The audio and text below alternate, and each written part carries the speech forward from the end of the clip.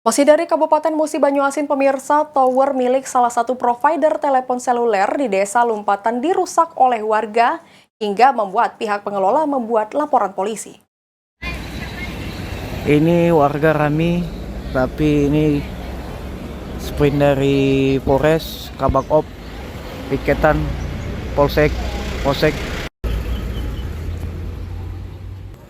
Akibat rusaknya instalasi di sebuah tower provider di Desa Lumpatan yang diduga dilakukan oleh sejumlah oknum warga, membuat 5 desa alami gangguan jaringan telekomunikasi.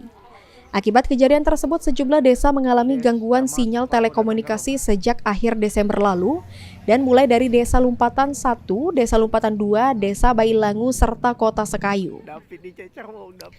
Bunyamin sebagai petugas tower area Sekayu menjelaskan adanya gangguan jaringan tersebut membuat banyak pihak dirugikan, sehingga mereka akan secepatnya bisa selesaikan permasalahan tersebut. Bunyamin juga meminta kepada pemerintah Kabupaten Musi Banyuasin untuk menjadi atensi kejadiannya rusaknya tower provider seluler, karena ini sudah menyangkut kepentingan masyarakat. Hari ini kami membuat laporan polisi sesuai pasal dengan 36 Undang-Undang Telekomunikasi dan pasal 406. Kami melaporkan dugaan pengerusakan yang ada di tower kami yang berada di Jalan Dusun 5 Lumpatan Sekayu, Musi Banyuasin, Sumatera Selatan. Tower apa itu, Pak? Tower Telkomsel. Dan kami berharap melalui Bapak Bupati, Bapak Haji Sandi Palevi, memohon memberikan edukasi bahwa pentingnya di zaman digital ini, pentingnya alat-alat telekomunikasi, jaringan telekomunikasi ini di masyarakat sekitar. Karena jaringan telekomunikasi ini sangat pengaruh di masyarakat sekitar. Jadi akibat pengerusakan ini mengakibatkan beberapa lokasi